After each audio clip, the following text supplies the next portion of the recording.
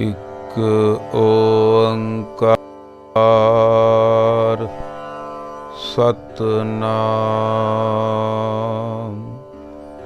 ਕਰਤਾ ਪੁਰਖ ਨਿਰਭਉ ਨਿਰਵੈਰ ਅਕਾਲ ਮੂਰਤ ਅਜੂਨੀ ਸੈਭੰ ਗੁਰ ਪ੍ਰਸਾਦ। ਪਰਮ ਸਤਿਕਾਰਯੋਗ ਗੁਰੂ ਰੂਪ ਗੁਰੂ ਪਿਆਰੀ ਸਾਧ ਸੰਗਤ ਜੀਓ, ਆਓ ਮਨਾਂ ਦੀਆਂ ਖਿੰਡੀਆਂ ਹੋਈਆਂ ਬਿਰਤੀਆਂ ਨੂੰ ਕਰੀਏ ਇਕਾਗਰ, ਰਸਨਾ ਕਰੀਏ ਪਵਿੱਤਰ ਤੇ ਬੋਲੀਏ ਸਾਰੇ ਵਾਹਿਗੁਰੂ ਜੀ ਕਾ ਖਾਲਸਾ ਵਾਹਿਗੁਰੂ ਜੀ ਕੀ ਫਤਿਹ। ਗੁਰਮੁਖ ਪਿਆਰਿਓ, ਕਰਮਾਂ ਵਾਲੇ ਆ, ਭਾਗਾਂ ਵਾਲੇ ਆ। ਵਾਹਿਗੁਰੂ ਦੀ ਕਿਰਪਾ ਦੀ ਨਿਸ਼ਾਨੀ ਆ ਕਿ ਕਲਯੁਗ ਦੇ ਭਿਆਨਕ ਸਮੇਂ ਦੇ ਵਿੱਚ ਸਤਸੰਗ ਦੀਆਂ ਅਮੋਲਕ ਘੜੀਆਂ ਆਪਾਂ ਨੂੰ ਪ੍ਰਾਪਤ ਹੋਈਆਂ। ਆਓ ਮਨ ਬਿਰਤੀਆਂ ਬਿਲਕੁਲ ਇਕਾਗਰ ਕਰਕੇ ਅੱਜ ਦੇ ਸ਼ਬਦ ਵਿੱਚ ਸਾਨੂੰ ਧੰਨ ਸ੍ਰੀ ਗੁਰੂ ਗ੍ਰੰਥ ਸਾਹਿਬ ਜੀ ਸੱਚੇ ਪਾਤਸ਼ਾਹ ਹਾਜ਼ਰ ਨਾਜ਼ਰ ਹੋ ਕੇ ਕੀ ਸਮਝਾ ਰਹੇ ਹਨ, ਸਰਵਣ ਕਰੀਏ ਜੀ।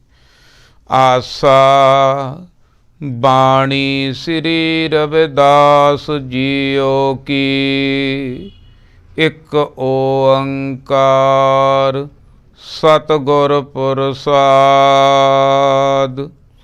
ਮ੍ਰਿਗ ਮੀਨ ਭਰਿੰਗ ਪਤੰਗ ਕੁੰਚਰ, ਏਕ ਦੋਖ ਬਿਨਾਸ। ਪੰਚ ਦੋਖ ਅਸਾਧ ਜਾਮਹਿ, ਤਾਕੀ ਕੇਤ ਕਯਾਸ। ਮਾਧੋ ਅਵਿਦਿਆ ਹਿਤ ਕੀਨ, ਬਬੇਕ ਦੀਪ ਮਲੀਨ। ਰਹਾਉ ਤ੍ਰਿਗਦ ਜੋਨ ਅਚੇਤ ਸੰਭਵ, ਪੁੰਨ ਪਾਪ ਅਸੋਚ। ਮਾਨੁਖਾ ਅਵਤਾਰ ਦੁਰਲਭ, ਤੇਹੀ ਸੰਗਤ ਪੋਚ।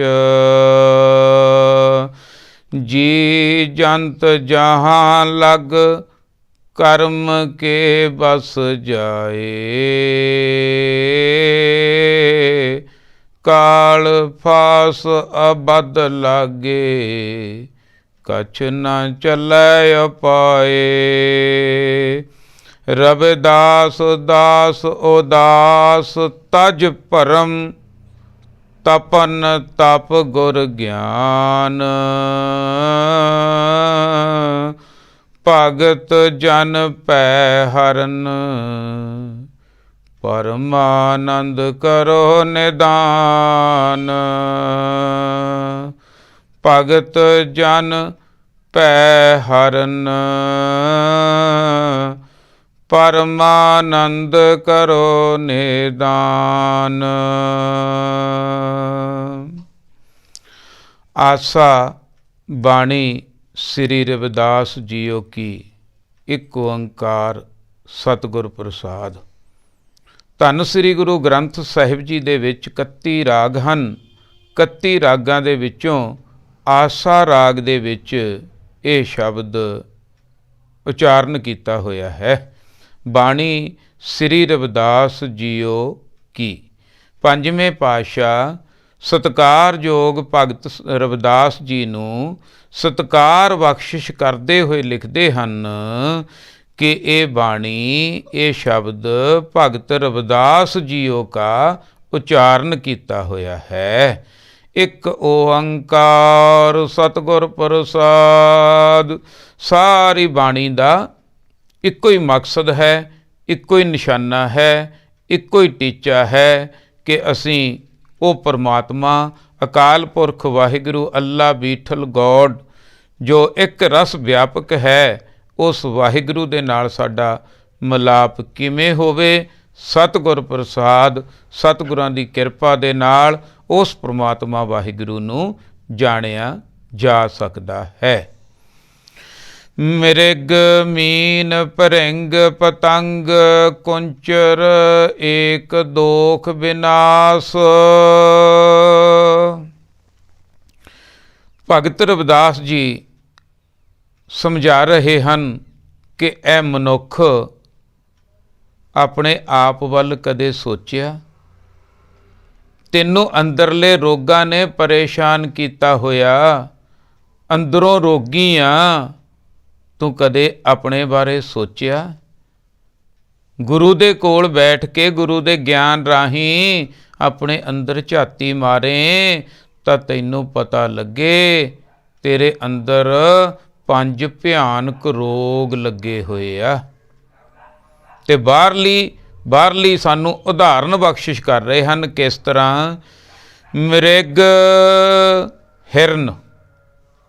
ਹਿਰਨ ਨੂੰ ਭਾਈ ਕੰਨਾਂ ਦਾ ਰੋਗ ਹੁੰਦਾ, ਘੰਡੇ ਹੇੜੇ ਦਾ ਸ਼ਬਦ ਸੁਣਾਉਂਦਾ ਅਗਲਾ, ਤੇ ਹਿਰਨ ਜਿਹੜਾ ਸਿਰ ਸਿੱਟ ਕੇ ਉਹਦੇ ਕੋਲ ਜਾ ਬੈਠਦਾ, ਮੋਹਿਤ ਹੋ ਜਾਂਦਾ, ਘੰਡੇ ਹੇੜੇ ਦੇ ਸ਼ਬਦ ਤੇ ਪਕੜਿਆ ਜਾਂਦਾ ਤੇ ਮਾਰਿਆ ਜਾਂਦਾ।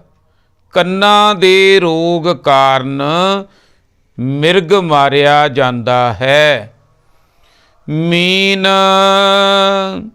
ਮੀਨ ਦਾ ਅਰਥ ਹੈ ਗੁਰਮੁਖ ਪਿਆਰਿਓ ਮੱਛੀ। ਮੱਛੀ ਨੂੰ ਹੈ ਜੀਭਾ ਦਾ ਰੋਗ। ਉਹਨੂੰ ਸਮੁੰਦਰ ਦੇ ਵਿੱਚੋਂ ਪ੍ਰਮਾਤਮਾ ਨੇ ਸਾਰੀ ਉਮਰ ਵਾਸਤੇ ਖਾਣਾ ਦਿੱਤਾ, ਵਧੀਆ ਜੀਵਨ ਬਤੀਤ ਕਰ ਸਕਦੀ ਹੈ, ਪਰ ਬਾਹਰਲੀ ਲਲਕ ਦਾ ਕਾਰਨ, ਬਾਹਰਲੇ ਭੋਜਨ ਦਾ ਕਾਰਨ ਉਹ ਕੁੰਡੀ ਵਾਲੇ ਭੋਜਨ ਨੂੰ ਪੈ ਜਾਂਦੀ ਹੈ, ਫਸ ਜਾਂਦੀ ਹੈ।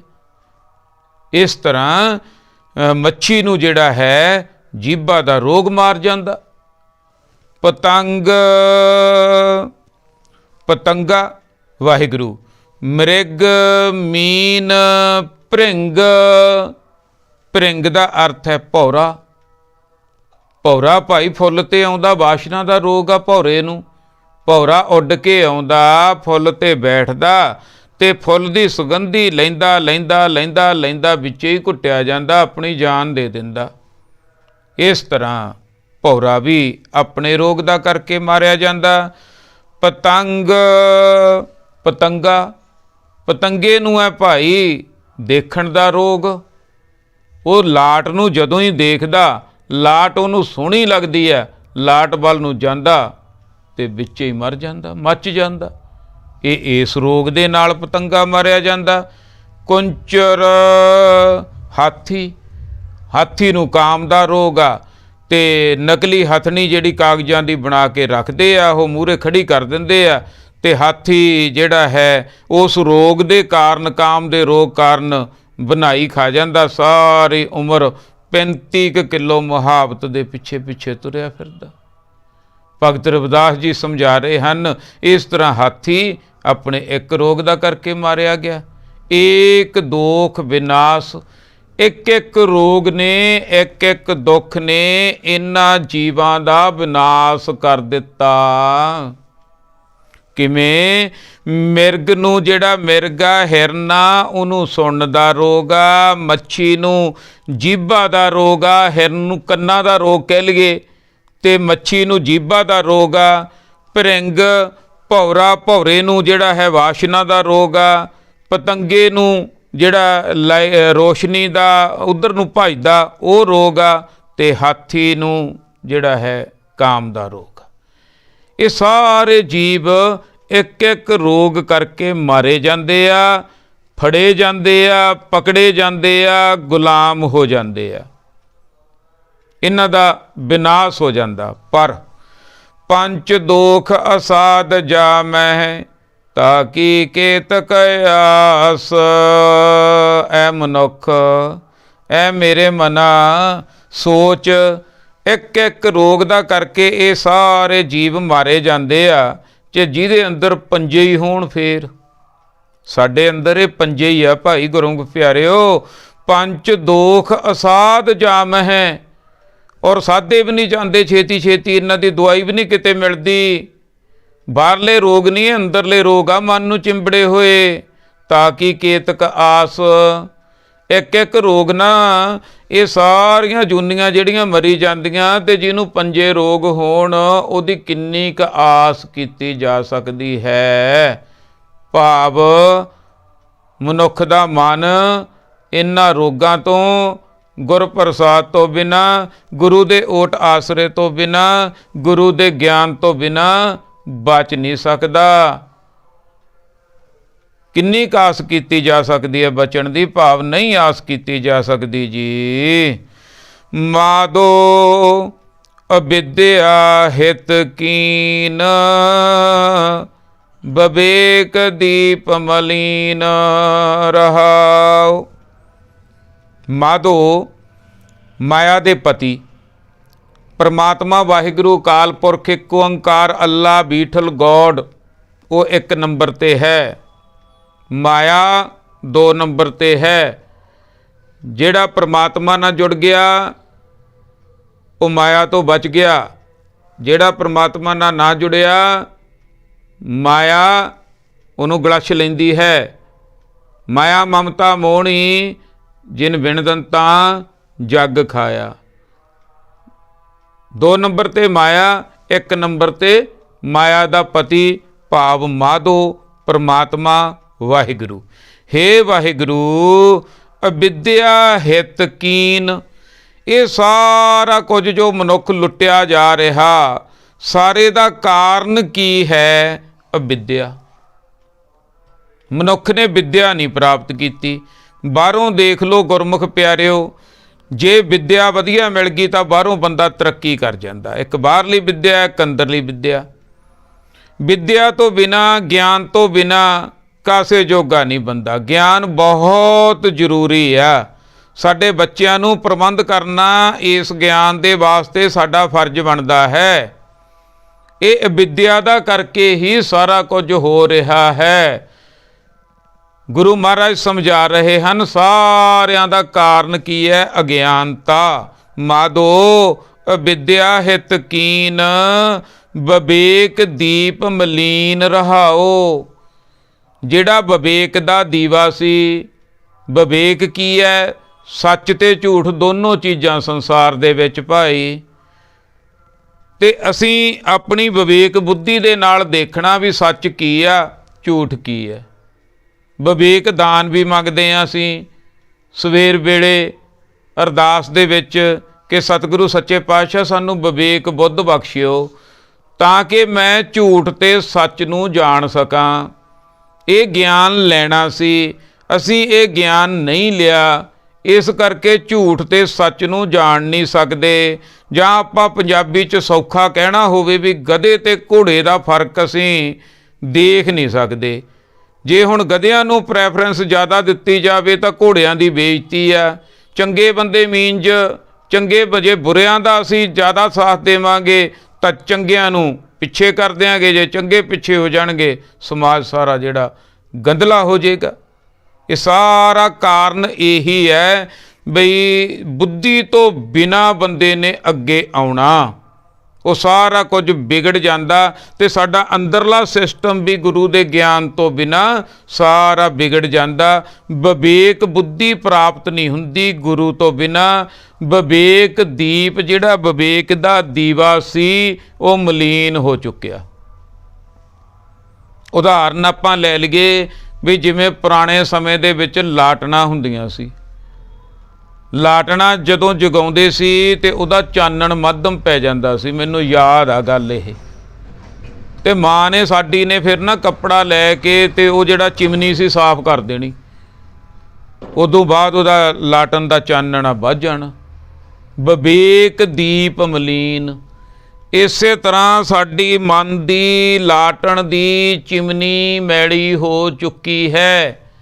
ਸਾਡੇ ਸਾਰਿਆਂ ਦੇ ਅੰਦਰ ਪ੍ਰਮਾਤਮਾ ਦੀ ਜੋਤ ਹੈ, ਵਿਵੇਕ ਦੀਵਾ ਜਗ ਰਿਹਾ ਹੈ, ਚੰਗੇ ਸ਼ੁਭ ਗੁਣਾਂ ਦਾ ਭੰਡਾਰ ਹੈ, ਪਰ ਅਸੀਂ ਮੈਲਾ ਕਰ ਚੁੱਕੇ ਹਾਂ ਗੁਰੂ ਦੇ ਗਿਆਨ ਤੋਂ ਬਿਨਾਂ, ਗੁਰੂ ਦੇ ਨਾਲ ਜੁੜੇ ਨਹੀਂ। ਤਾਈਓ ਹੀ ਗੁਰਮੁਖ ਪਿਆਰਿਓ ਆਪਣੀ ਸਿੱਖ ਕੌਮ ਨੂੰ ਗੁਰੂ ਦੇ ਲੜ ਲਾਇਆ, ਗਿਆਨ ਗੁਰੂ ਦੇ ਲੜ।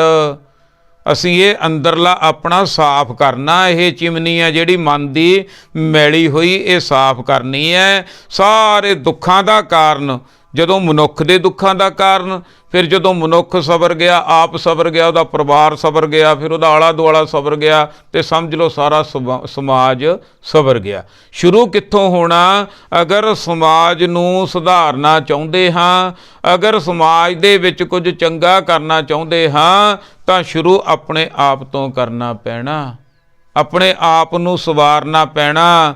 ਮਨ ਜੀਤੇ ਜਗ ਜੀਤ ਵਾਲੀ ਗੱਲ ਕਰਨੀ ਪੈਣੀ ਹੈ। ਆਪਣਾ ਜਿਹੜਾ ਜਿਹਨੇ, ਦੇਖੋ ਬਾਣੀ ਦੇ ਨੁਕਤੇ ਆ, ਇੱਕ ਤਾਂ ਇੱਕ ਓੰਕਾਰ ਨੂੰ ਬਾਣੀ ਦੇ ਅਰਥ ਸਮਝਣ ਵੇਲੇ ਕਦੇ ਨਾ ਭੁੱਲਿਓ ਵੀ ਉਹ ਪ੍ਰਮਾਤਮਾ ਅਕਾਲ ਪੁਰਖ ਜਿਹਦੇ ਨਾਲ ਅਸੀਂ ਜੁੜਨਾ, ਉਹ ਸਰੀਰਾਂ ਤੋਂ ਉੱਪਰ ਆ, ਉਹ ਜੋਤ ਰੂਪ ਆ, ਉਹ ਇੱਕ ਓੰਕਾਰ ਆ। ਤੇ ਸਤਿਗੁਰ ਪ੍ਰਸਾਦ ਦੇ ਨਾਲ ਅਸੀਂ ਜਿਹੜਾ ਹੈ ਉਹ ਪ੍ਰਮਾਤਮਾ ਅਕਾਲ ਪੁਰਖ ਵਾਹਿਗੁਰੂ ਨੂੰ ਅਸੀਂ ਮਿਲ ਸਕਦੇ ਹਾਂ, ਜੁੜ ਸਕਦੇ ਹਾਂ। ਤੇ ਆਪਣੀ ਜਿਹੜੀ ਦੂਜਾ ਨੁਕਤਾ ਇਹ ਹੈ ਕਿ ਇੱਕ ਓੰਕਾਰ ਨੂੰ ਯਾਦ ਰੱਖਣਾ। ਦੂਜਾ ਨੁਕਤਾ ਗੁਰਬਾਣੀ ਦਾ ਕਿ ਮੈਨੂੰ ਸਮਝਾਇਆ ਜਾ ਰਿਹਾ। ਹਾਜ਼ਰ ਤੇ ਨਾਜ਼ਰ ਦਾ ਮਤਲਬ ਇਹ ਹੁੰਦਾ ਬਈ ਹਾਜ਼ਰ ਵੀ ਆ ਤੇ ਸਾਡੇ ਤੇ ਨਜ਼ਰ ਵੀ ਆ। ਇੱਕ ਹੁੰਦਾ ਵੀ ਹਾਜ਼ਰ ਹੈ ਮਾਲਕ, ਪਰ ਜਿਵੇਂ ਕੋਈ ਟੀਚਰ ਆ, ਮੰਨ ਲਓ ਕਲਾਸ ਦੇ ਵਿੱਚ ਹਾਜ਼ਰ ਤਾਂ ਹੈ ਸਕੂਲ ਦੇ ਵਿੱਚ, ਪਰ ਕਲਾਸ ਦੇ ਵਿੱਚ ਨਹੀਂ ਆਇਆ।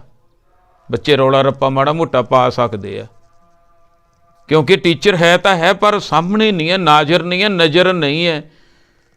ਪਰ ਗੁਰੂ ਕੀ ਹੈ? ਹਾਜ਼ਰ ਵੀ ਹੈ ਤੇ ਨਾਜ਼ਰ ਵੀ ਹੈ, ਸਾਡੇ ਤੇ ਨਜ਼ਰ ਵੀ ਹੈ। ਅਸੀਂ ਧਿਆਨ ਨਾਲ ਸੁਣਨਾ, ਸਾਨੂੰ ਸਮਝਾਇਆ ਜਾ ਰਿਹਾ। ਭਾਵ ਅਸੀਂ ਇਹ ਮੰਨਣਾ ਕਿ ਸਾਡਾ ਜਿਹੜਾ ਵਿਵੇਕ ਦਾ ਦੀਵਾ ਉਹ ਮਲੀਨ ਹੋ ਚੁੱਕਿਆ, ਸਾਨੂੰ ਚੰਗੇ ਮੰਦੇ ਦੀ ਪਰਖ ਨਹੀਂ, ਇਸ ਕਰਕੇ ਅਸੀਂ ਬੁਰੇ ਹੋ ਚੁੱਕੇ ਹਾਂ। ਸਤਿਗੁਰੂ ਸੱਚੇ ਪਾਤਸ਼ਾਹ ਜੀ ਰਹਾਉ। ਤ੍ਰਿਗਦ ਜੋਨ ਅਚੇਤ ਸੰਭਵ। ਹੁਣ ਜੇ ਮੰਨ ਲਈਏ, ਜੇ ਮੰਨ ਜੀਏ ਤਾਂ ਸਾਨੂੰ ਗਿਆਨ ਆਉਣਾ ਸ਼ੁਰੂ ਹੋ ਸਕਦਾ। ਤ੍ਰਿਗਦ ਜੋਨ, ਜਿਹੜੀਆਂ ਟੇਢੀਆਂ ਮੇਢੀਆਂ ਜੂਨਾਂ, ਜਿਨ੍ਹਾਂ ਦਾ ਦਿਮਾਗ ਹੈ ਨਹੀਂ, ਆਪਾਂ ਇਹ ਕਹਿ ਦਈਏ, ਜਿਹੜੀਆਂ ਭੋਗ ਜੂਨੀਆਂ ਵੀ ਕਿਹਾ ਜਾਂਦਾ ਅਧਿਆਤਮਕ ਦੇ ਖੇਤਰ ਦੇ ਵਿੱਚ, ਵੀ ਇਹ ਜੂਨੀਆਂ ਭੋਗਣ ਵਾਲੀਆਂ ਆਈਆਂ, ਉਹਨਾਂ ਨੂੰ ਉਹਨਾਂ ਕੀ ਗਿਆਨ ਪ੍ਰਮਾਤਮਾ ਵਾਹਿਗੁਰੂ ਨੇ ਦਿੱਤਾ? ਖਾਣਾ ਪੀਣਾ ਤੇ ਬੱਚੇ ਪੈਦਾ ਕਰਨਾ। ਕੀ ਮਨੁੱਖ ਤੂੰ ਇੱਥੇ ਤੱਕ ਤਾਂ ਨਹੀਂ ਰਹਿ ਗਿਆ? ਤੂੰ ਤਾਂ ਗੁਰੂ ਦੇ ਨਾਲ ਜੁੜ ਕੇ ਦੇਵਤਾ ਬਣਨਾ ਸੀ। ਬਲਿਹਾਰੀ ਗੁਰ ਆਪਣੇ ਦਿਹਾੜੀ ਸਦਬਾਰ, ਜਿਨ ਮਾਨਸ ਤੇ ਦੇਵਤੇ ਕੀਏ ਕਰਤ ਨਾ ਲਾਗੀ ਬਾਰ। ਚੱਲ ਇਹ ਤਾਂ ਮੰਨ ਲੈਨੇ ਆ। ਤ੍ਰਿਗਦ ਜੋਨ ਅਚੇਤ, ਉਹ ਤਾਂ ਅਚੇਤ ਆ, ਉਹ ਤਾਂ ਸੰਭਵ ਆ ਗੱਲ। ਪੁੰਨ ਪਾਪ ਅਸੋਚ, ਉਹਨਾਂ ਨੂੰ ਪੁੰਨ ਪਾਪ ਦਾ ਪਤਾ ਨਹੀਂ। ਜਿਹੜੇ ਮ੍ਰਿਗ ਭੀਨ ਮੀਨ ਭ੍ਰਿੰਗ ਪਤੰਗ ਕੁੰਚਰ ਇਹ ਫਸੇ ਹੋਏ ਆ, ਇਹਨਾਂ ਦੀ ਉਦਾਹਰਨ ਦਿੱਤੀ ਹੈ। ਇਹ ਫਸੇ ਹੋਏ ਗਲਤ ਨਹੀਂ ਹੈ, ਗੁਰੂ ਬਾਬਾ ਜੀ ਸਮਝਾ ਰਹੇ ਹਨ। ਇਹ ਅਚੇਤ ਆ ਵਿਚਾਰੇ ਪਾਪ ਪੁੰਨ ਤੋਂ। ਇਹ ਤਾਂ ਗੱਲ ਇੱਥੇ ਤੱਕ ਤਾਂ ਮੰਨਣ ਵਾਲੀ ਹੈ। ਅਸੋਚ, ਉਹਨਾਂ ਦੀ ਸੋਚ ਐਡੀ ਕੰਮ ਨਹੀਂ ਕਰਦੀ। ਤ੍ਰਿਗਦ ਜੋਨ, ਟੇਡੀਆਂ ਮੋਢੀਆਂ ਜੂਨਾਂ, ਅਚੇਤ ਆ। ਸੰਭਵ, ਇਹ ਗੱਲ ਸੰਭਵ ਆ। ਪੁੰਨ ਪਾਪ ਅਸੋਚ, ਉਹ ਪੁੰਨ ਪਾਪ ਦੇ ਫਰਕ ਨੂੰ, ਚੰਗੇ ਮੰਦੇ ਨੂੰ ਜਾਣ ਨਹੀਂ ਸਕਦੇ। ਪਰ ਹੁਣ ਆਪਣੇ ਤੇ ਆਉਣੀ ਹੈ ਗੱਲ। ਮਨੁੱਖਾ ਅਵਤਾਰ ਦੁਰਲਭ, ਇਹ ਦੇਹੀ ਤਾਂ ਬੜੀ ਅਮੋਲਕ ਆ। ਉਹ ਜੂਨਾਂ ਤਾਂ ਰਹਿ ਜਾਣ ਮੰਨ ਲੈਨੇ ਆ, ਪਰ ਮਨੁੱਖਾ ਅਵਤਾਰ ਦੁਰਲਭ, ਉਹ ਇਹ ਤਾਂ ਦੁਰਲਭ ਤੈਨੂੰ ਦੇਹੀ ਮਿਲੀ ਹੋਈ ਆ। ਇਸ ਦੇਹੀ ਦੇ ਵਿੱਚੋਂ ਗਿਆਨ ਲੈ ਕੇ ਜਿਹੜਾ ਤਿੰਨਾਂ ਗੁਣਾਂ ਦੇ ਗਰਭ ਦੇ ਵਿੱਚੋਂ ਪਾਰ ਹੋਣਾ ਸੀ, ਤੂੰ ਗੁਰੂ ਦਾ ਗਿਆਨ ਨਹੀਂ ਲਿਆ, ਇਸ ਕਰਕੇ ਰਹਿ ਗਿਆ। ਤੇਹੀ ਸੰਗਤ ਪੋਚ, ਤੇਰੀ ਸੰਗਤ ਮਾੜੀ ਹੋ ਗਈ। ਕਬੀਰ ਮਨ ਪੰਖੀ ਭਇਓ, ਉੱਡ ਉੱਡ ਦਹਿ ਦਿਸ ਜਾਏ। ਜੋ ਜੈਸੀ ਸੰਗਤ ਮਿਲੈ ਸੋ ਤੈਸੋ ਫਲ ਖਾਏ। ਐ ਮਨੁੱਖ, ਐ ਮੇਰੇ ਮਨਾ, ਤੇਰੇ ਨਾਲ ਆ ਹੋਈ ਆ। ਜੇ ਤੂੰ ਹੁਣ ਚੰਗੀ ਸੰਗਤ ਕਰ ਲਵੇਂ, ਭਾਵ ਗੁਰੂ ਦੇ ਨਾਲ ਜੁੜ ਜਾਵੇਂ, ਤੂੰ ਹਲੇ ਵੀ ਚੰਗਾ ਹੋ ਸਕਦਾ ਹੈ। ਤੇਰੇ ਕੋਲੇ ਚਾਂਸ ਹੈ। ਜੀ ਜੰਤ ਜਹਾਂ ਜਹਾਂ ਲਗ, ਕਰਮ ਕੇ ਬਸ ਜਾਏ। ਜੀ ਜੰਤ, ਜਿੰਨੇ ਵੀ ਸਾਰੇ ਜੀ ਜਨਤਾ ਸਮੇਤ ਮਨੁੱਖਾਂ ਦੇ, ਆਪਾਂ ਕਈ ਵਾਰੀ ਸੋਚਦੇ ਹਾਂ ਨਾ ਵੀ ਇੰਨਿਆਂ ਦਾ ਲੇਖਾ ਕਿੱਥੇ ਹੁੰਦਾ ਹੋਊਗਾ, ਕਿਹੋ ਜਿਹਾ ਰਜਿਸਟਰ ਹੋਊਗਾ। ਇੱਥੇ ਸਾਰਾ ਕਲੀਅਰ ਕਰ ਰਹੇ ਹਨ ਭਗਤ ਰਵਿਦਾਸ ਜੀ ਕਿ ਸਾਰੇ ਜਿੰਨੇ ਵੀ ਜੀ ਜਨਤਾ ਭਾਈ, ਸਾਰਿਆਂ ਦੇ ਨਾਲ ਹੀ ਪ੍ਰਮਾਤਮਾ ਦੀ ਜੋਤ ਆ, ਤੇ ਸੂਖਸ਼ਮ ਤੌਰ 'ਤੇ ਨਾਲ ਦੀ ਨਾਲ ਹੀ ਸਾਰਾ ਲੇਖਾ ਹੋ ਰਿਹਾ। ਚੰਗਿਆਈਆਂ ਬੁਰਾਈਆਂ ਵਾਚ ਰਿਹਾ ਹੈ। ਧਰਮ ਹਦੂਰ, ਧਰਮ ਦੀ ਤੱਕੜੀ ਨਾਲ, ਕਿੱਥੇ ਹਦੂਰ ਅੰਦਰ। ਇਹ ਤਾਂ ਹੋ ਰਿਹਾ। ਜੀ ਜੰਤ ਜਹਾਂ ਜਹਾਂ, ਜਿੱਥੇ ਜਿੱਥੇ ਵੀ ਜੀ ਜੰਤ ਹੈ, ਲੱਗ ਕਰਮ ਕੇ ਵਸ ਜਾਏ। ਆਪਣੇ ਕਰਮਾਂ ਦੇ ਵਸ ਆ ਸਾਰਾ ਕੁਝ। ਜਿਹੋ ਜਿਹੇ ਕਰਮ ਕਰਦੇ ਆ ਉਹੋ ਜਿਹਾ ਭਾਈ ਲੇਖਾ ਮਿਲ ਜਾਂਦਾ। ਅਸੀਂ ਤਾਂ ਇਹ ਸਮਝ ਸਕਦੇ ਹਾਂ ਨਾ, ਐ ਇਨਸਾਨ, ਐ ਬੰਦੇ, ਤੂੰ ਤਾਂ ਇਹ ਸਮਝ ਸਕਦਾ ਨਾ, ਤੂੰ ਮਾੜੇ ਕਰਮ ਨਾ ਕਰ, ਆਪਣਾ ਲੇਖਾ ਤੇਰਾ ਆਪ ਹੀ ਤੂੰ ਫਸੀ ਜਾਨਾ। ਉਹ ਤਾਂ ਹੁਣ ਵਿਚਾਰੇ ਜੀਵ ਆ, ਨਹੀਂ ਸਮਝ ਸਕਦੇ। ਐ ਮਨੁੱਖ ਹੈ ਮੇਰੇ ਮਨਾ, ਤੂੰ ਤਾਂ ਸਮਝ ਸਕਦਾ। ਫਰੀਦਾ ਜੇ ਤੂੰ ਅਕਲ ਲਤੀਫ, ਕਾਲੇ ਲਿਖ ਨਾ ਲੇਖ, ਆਪਨੜੈ ਗਿਰੀਵਾਨ ਮਹਿ, ਸਿਰ ਨੀਵਾਂ ਕਰ ਦੇਖ। ਆਪਣੇ ਬਲ ਨੂੰ ਦੇਖ, ਆਪਣੇ ਬਲ ਨੂੰ ਜਾ, ਆਪਣੇ ਅੰਦਰ ਨੂੰ ਪਹੁੰਚ। ਤੂੰ ਤਾਂ ਦੇਖ ਸਕਦਾ, ਉਹ ਤਾਂ ਪਸ਼ੂ ਤਾਂ ਨਹੀਂ ਦੇਖ ਸਕਦੇ। ਤੂੰ ਤਾਂ ਗੁਰੂ ਦੇ ਨਾਲ ਜੁੜ ਕੇ, ਤੇਰਾ ਤਾਂ ਇਹ ਬਹੁਤ ਜਿਹੜੀ ਦੇਹੀ ਦੁਰਲਭ ਆ। ਇਹ ਇਨਸਾਨ ਕਾਲ ਫਾਸ ਅਬਦ ਲਾਗੇ, ਕਛੂ ਨਾ ਚੱਲੈ ਉਪਾਏ। ਕਾਲ ਫਾਸ, ਕਾਲ ਦੀ ਰੱਸੀ ਕੋਈ ਹੋਰ ਨਹੀਂ ਪਾਉਂਦਾ। ਮੇਰੇ ਕਾਲ ਦੀ ਰੱਸੀ ਕੋਈ ਹੋਰ ਬੰਦਾ ਨਹੀਂ ਪਾ ਸਕਦਾ, ਮੈਂ ਆਪਣੇ ਆਪ ਪਾਉਣੀ ਹੈ। ਮਨੁੱਖ ਆਪਣਾ ਲੇਖਾ, ਆਪਣਾ ਅੰਦਰ ਆਪਣੇ ਆਪ ਬੁਰਾ ਕਰਦਾ। ਕਾਰਨ ਕੀ ਹੈ? ਅਗਿਆਨਤਾ। ਕਾਲ ਫਾਸ ਅਬਦ ਲਾਗੇ, ਇਹ ਪਈ ਜਾਂਦੀ ਹੈ। ਚੰਗਾ ਕੰਮ ਕਰਾਂਗੇ ਤਾਂ ਹਰੇ ਪਾਸੇ ਵੱਟੀ ਚਲੀ ਜਾਊਗੀ। ਇੱਕ ਦੋ ਗਮਲੇ ਲਾ ਲਓ ਵੀ ਦੋ ਭਾਂਡੇ ਆ, ਇੱਧਰ ਹਰਾ ਲਾਲ। ਇਸੇ ਤਰ੍ਹਾਂ ਸਾਡੀਆਂ ਚੰਗਿਆਈਆਂ ਬੁਰਾਈਆਂ, ਚਾਹੇ ਜਿਹੜਾ ਮਰਜ਼ੀ ਵਧਾ ਲਈਏ, ਇਹ ਸਾਡੇ 'ਤੇ ਆ ਭਾਈ। ਪਰਮਾਤਮਾ ਵਾਹਿਗੁਰੂ ਨੇ ਗਿਆਨ ਬਖਸ਼ਿਸ਼ ਕਰ ਦਿੱਤਾ। ਕਾਲ ਫਾਸ ਅਬਦ ਲਾਗੇ, ਕਛੂ ਨਾ ਚੱਲੈ ਪਾਏ। ਜਦੋਂ ਕਾਲ ਦੀ ਰੱਸੀ ਪੈ ਗਈ ਕਰਮਾਂ ਦੇ ਕਾਰਨ, ਪਹਿਲਾਂ ਮਨ ਨੇ ਬੁਰੇ ਅਗਿਆਨਤਾ ਦੇ ਕਾਰਨ ਬੁਰੇ ਕੰਮ ਕੀਤੇ, ਬੁਰੇ ਕੰਮ ਕਰਕੇ ਕਰਮਾਂ ਦੀ ਰੱਸੀ ਪੈ ਗਈ। ਉਹ ਲੇਖੇ ਨੂੰ ਹੁਣ ਛਡਾਉਣ ਵਾਸਤੇ ਬੰਦਾ ਭੱਜਿਆ ਫਿਰਦਾ। ਜਾਂ ਇਸ ਤਰ੍ਹਾਂ ਬਾਹਰੋਂ ਉਦਾਹਰਨ ਲੈ ਲਈਏ ਵੀ ਬੱਚੇ ਨੇ ਪੇਪਰ ਤਾਂ ਕਰ ਦਿੱਤਾ, ਪੇਪਰ ਤਾਂ ਪਹੁੰਚ ਗਿਆ, ਹੁਣ ਜੋ ਕੁਝ ਅਕਲ ਮੱਤ ਸੀਗੀ ਉਹ 'ਤੇ ਲਿਖ ਦਿੱਤਾ। ਹੁਣ ਪਾਸ ਹੋਣ ਵਾਸਤੇ ਕਦੇ ਉਹਦੇ ਕੋਲੇ ਫਿਰਦਾ, ਕਦੇ ਉਹ ਲੇਖਾ ਪੇਪਰ ਤਾਂ ਬਣ ਗਿਆ, ਪੇਪਰ ਮੁਤਾਬਕ ਹੀ ਹੋਣਾ ਭਾਈ। ਹੋ ਸਕਦਾ ਬਾਹਰਲਾ ਮਾੜੀ ਮੋਟੀ ਕੋਈ ਹੇਰਾ ਫੇਰੀ ਹੋ ਸਕਦਾ ਹੋ ਜਾਵੇ ਜਾਂ ਹੁੰਦੀ ਹੋਵੇ, ਇਹ ਤਾਂ ਬਾਹਰਲੀ ਉਦਾਹਰਨ ਆ। ਪਰ ਅੰਦਰ ਜਿਹੜਾ ਪੇਪਰ ਕਰਤਾ ਇੱਕ ਵਾਰੀ, ਫੇਰ ਦੁਬਾਰੇ ਨਹੀਂ। ਫੇਰ ਤਾਂ ਇਹ ਆ ਵੀ ਉਹ ਤੋਂ ਸੱਚੇ ਦਿਲੋਂ ਗਲਤੀ ਮੰਨ ਕੇ ਉਹ ਸਾਰਾ ਕੁਝ ਛੱਡ ਕੇ ਚੰਗਾ ਇਨਸਾਨ ਬਣ ਜਾ। ਗੁਰੂ ਦਾ ਓਟ ਆਸਰਾ ਲੈ ਲਾ, ਗੁਰੂ ਦਾ ਗਿਆਨ ਲੈ ਲਾ। ਜੇ ਬਚਣਾ ਤਾਂ ਜੁੜ ਜਾ ਮਨ ਤੋਂ ਜੋਤ ਸਰੂਪ ਹੈ। ਆਪਣਾ ਮੂਲ ਪਛਾਣ, ਮਨ ਹਰ ਜੀ ਤੇਰੇ ਨਾਲ ਹੈ। ਗੁਰਮਤੀ ਰੰਗਮਾਨ, ਨਹੀਂ ਤਾਂ ਬਾਹਰਲਾ ਕੋਈ ਉਪਾਅ ਨਹੀਂ ਚੱਲਣਾ ਭਾਈ। ਕਾਲ ਫਾਸ ਅਬਦ ਲਾਗੇ, ਕਛੂ ਨਾ ਚੱਲੇ ਪਾਏ। ਰਵਿਦਾਸ ਦਾਸ ਉਦਾਸ, ਤਜ ਭਰਮ ਤਪਨ ਤਪ ਗੁਰ ਗਿਆਨ। ਭਗਤ ਰਵਿਦਾਸ ਜੀ, ਧੰਨ ਸ੍ਰੀ ਗੁਰੂ ਗ੍ਰੰਥ ਸਾਹਿਬ ਸੱਚੇ ਪਾਤਸ਼ਾਹ ਜੀ ਹੁਣ ਸਾਨੂੰ ਬਹੁਤ ਵੱਡੀ ਉਦਾਹਰਨ ਦੇ ਰਹੇ ਹਨ। ਜੇ ਕਿਤੇ ਸਾਡੇ ਅੰਦਰ ਆਪਣੇ ਆਪ 'ਤੇ ਵੱਜ ਗਈ ਹੋਵੇ ਨਿਗਾਹ, ਤਾਂ ਉਦਾਸੀ ਛਾ ਜਾਣੀ ਲਾਜ਼ਮ। ਵੀ ਮੇਰੇ ਤਾਂ ਆਪ ਅੰਦਰ ਬੁਰਾ ਲੇਖਾ ਬਣਿਆ ਪਿਆ, ਮੇਰਾ ਕੀ ਬਣੂਗਾ। ਹੁਣ ਜਦੋਂ ਇੱਧਰੋਂ ਉਦਾਸੀ ਆ ਗਈ, ਫਿਰ ਗਿਆਨ ਦਾ ਥੋੜਾ ਵੱਜਣਾ। ਰਵਿਦਾਸ ਦਾਸ ਉਦਾਸ ਤਜ। ਭਗਤ ਰਵਿਦਾਸ ਜੀ ਕਹਿੰਦੇ ਕੁਝ ਨਹੀਂ ਹੁੰਦਾ। ਇਹੀ ਤਾਂ ਗੁਰਬਾਣੀ ਦੀ ਖਾਸੀਅਤ ਆ ਜਿੱਡਾ ਮਰਜੀ ਵਿਗੜਿਆ ਸੱਚੀ ਨੀਤ ਨਾਲ ਆ ਜਾ। ਬਸ ਗੱਲ ਇਹ ਆ ਵੀ ਜਿਹੋ ਜੀ ਨੀਤ ਤੇ ਉਹੋ ਜੀ ਮੁਰਾਦ। ਜਿਹੋ ਜੀ ਨੀਤ ਨਾਲ ਗੁਰੂ ਕੋਲੇ ਆਉਣਾ ਉਹੋ ਜਿਹੀਆਂ ਮੁਰਾਦਾਂ ਪ੍ਰਾਪਤ ਹੋ ਸਕਦੀਆਂ ਭਾਈ। ਰਵਿਦਾਸ ਦਾਸ ਉਦਾਸ ਤਜ, ਛੱਡ ਦੇ ਉਦਾਸੀ ਤਜ ਦੇ ਭਰਮ। ਆ ਭਰਮ ਭੁਲੇਖਿਆਂ 'ਚ ਜਿਹੜਿਆਂ 'ਚ ਪਿਆ ਨਾ ਅੱਜ ਤੱਕ, ਇੱਥੇ ਬਣਨੀ ਆ ਉਹ ਅਵਸਥਾ ਕਿ ਅਬ ਹਮ ਚੱਲੀ ਠਾਕਰ ਪੈ ਹਾਰ, ਜਬ ਹਮ ਸ਼ਰਨ ਪ੍ਰਭੂ ਕੀ ਆਈ, ਰਾਖ ਪ੍ਰਭੂ ਭਾਵੇਂ ਮਾਰ। ਡਿੱਗ ਪਿਆ, ਚਾਹੇ ਮਨੁੱਖ ਆ ਚਾਹੇ ਬੀਬੀ ਆ ਕੋਈ ਵੀ ਆ, ਪ੍ਰਮਾਤਮਾ ਵਾਹਿਗੁਰੂ ਸਭ ਦਾ ਪਤੀ ਹੈ, ਏਕਾ ਪੁਰਖ ਸੁਬਾਈ ਨਾਰ। ਤਜ ਭਰਮ, ਸਾਰੇ ਭਰਮ ਭੁਲੇਖੇ ਇਹ ਛੱਡ ਦੇ ਤੇ ਕੀ ਕਰਾਂ ਜੀ, ਤਪ ਕਰ। ਕਿਹੜਾ ਤਪ ਕਰਾਂ ਜੀ, ਤਪਨ ਤਪ ਗੁਰ ਗਿਆਨ। ਆ ਤਪ ਕਰਨਾ ਤੇ ਸਿੱਖਾ। ਜਿਹੜੇ ਸਿੱਖ ਨੇ ਆ ਗੁਰੂ ਦੇ ਗਿਆਨ ਦਾ ਤਪ ਕਰ ਲਿਆ ਨਾ, ਸਾਡੇ ਤਾਂ ਸਿੱਖਾਂ ਵਾਸਤੇ, ਚਲੋ ਦੂਜਿਆਂ ਨੂੰ ਆਪਾਂ ਹਿੰਦੂ ਭਰਾਵਾਂ ਨੂੰ ਤਾਂ ਕਹਿ ਨਹੀਂ ਸਕਦੇ ਗੁਰਮੁਖ ਪਿਆਰਿਓ, ਮੁਸਲਮਾਨ ਵੀਰਾਂ ਨੂੰ ਨਹੀਂ ਕਹਿ ਸਕਦੇ, ਹੈ ਤਾਂ ਗੁਰਬਾਣੀ ਹਿੰਦੂ ਮਹਾਂਪੁਰਖਾਂ ਦੀ ਵੀ ਹੈ, ਮੁਸਲਮਾਨਾਂ ਦੀਆਂ ਵੀ, ਪੀਰਾਂ ਫਕੀਰਾਂ ਦੀ ਬਾਣੀ ਹੈ। ਗੁਰਬਾਣੀ ਤਾਂ ਹੈਗੀ ਹੈ ਸਰਬ ਸਾਂਝੀ ਗੁਰਬਾਣੀ।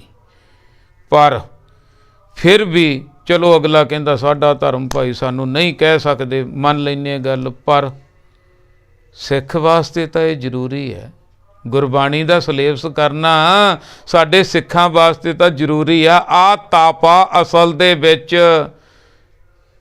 ਰਵਿਦਾਸ ਦਾਸ ਉਦਾਸ ਤਜ ਭਰਮ, ਤਪਨ ਤਪ ਗੁਰ ਗਿਆਨ। ਛੱਡ ਦੇ ਸਾਰਾ ਕੁਝ ਅੱਜ ਤੱਕ ਜੋ ਵੀ, ਜਿੰਨਾ ਵੀ ਫਸਿਆ, ਜਿੰਨਾ ਵੀ ਤੇਰਾ ਲੇਖਾ ਜੋ ਵੀ ਹੋ ਗਿਆ, ਛੱਡ ਦੇ ਅੱਜ ਤੋਂ ਬਾਅਦ। ਇੱਕ ਤਪ ਕਰਨਾ ਸ਼ੁਰੂ ਕਰ ਦੇ ਸਿੱਖਾ। ਜਿੱਦਾਂ ਸਿੱਖਾਂ ਨੇ ਆਹ ਗੱਲ ਸਮਝ ਲਈ ਨਾ, ਜਿੱਦਾਂ ਸਿੱਖਾਂ ਦੇ ਬੱਚੇ ਗਿਆਨ ਲੈਣ ਲੱਗੇ, ਬਸ ਸਾਡੀ ਕੌਮ ਸਮਝ ਲਓ ਉੱਪਰ ਹੋ ਜਾਊਗੀ। ਸਾਡਾ ਸਭ ਤੋਂ ਵੱਡਾ ਕੌਮ ਦਾ, ਕਿਉਂਕਿ ਸਭ ਤੋਂ ਵੱਡਾ ਪਹਿਲੀ ਗੱਲ ਤਾਂ ਮਨੁੱਖ ਤੇ ਮਨੁੱਖ ਦਾ ਬੱਚਾ। ਇੱਥੇ ਤੱਕ ਸੋਚ ਲਈਏ, ਬਾਹਰਲਾ ਗਿਆਨ ਤੋਂ ਬਿਨਾਂ ਕੱਖ ਨਹੀਂ ਭਾਈ। ਅਗਿਆਨੀ ਨੂੰ ਲੁੱਟਣ ਨੂੰ ਬਹੁਤ ਫਿਰਦੇ ਆ ਤੇ ਅਗਿਆਨੀ ਲੁੱਟਿਆ ਵੀ ਬੜੇ ਸੌਖੇ ਢੰਗ ਨਾਲ ਜਾਂਦਾ।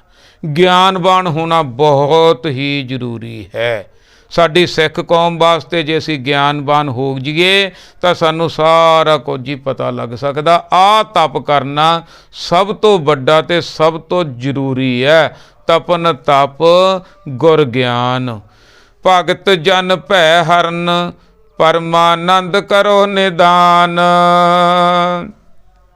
ਭਗਤ ਜਨ, ਇਹ ਭਗਤਾਂ ਦਾ ਤਾਪਾ ਭਾਈ। ਜਿਹਨੇ ਭਗਤ ਬਣਨਾ, ਜਿਹਨੇ ਭੈ ਵਾਲੇ ਪਾਸੇ ਆਪਣੀ ਗਤੀ ਕਰਨੀ ਹੈ, ਜਿਹਨੇ ਨਿਰਭਉ ਦੇ ਨਾਲ ਜੁੜਨਾ, ਜਿਹਨੇ ਜਿਉਂਦਿਆਂ ਮੁਕਤ ਹੋਣਾ, ਜਿਹਨੇ ਆਨੰਦ ਦੀ ਪ੍ਰਾਪਤੀ ਕਰਨੀ ਹੈ, ਜਿਹਨੇ ਪ੍ਰਮਾਤਮਾ ਵੱਲ ਨੂੰ ਚੱਲਣਾ, ਜਿਹਨੇ ਆਪਣਾ ਵਿਛੋੜਾ ਖਤਮ ਕਰਨਾ, ਉਹ ਭਾਈ ਆ ਤਪ ਕਰ ਲਵੇ।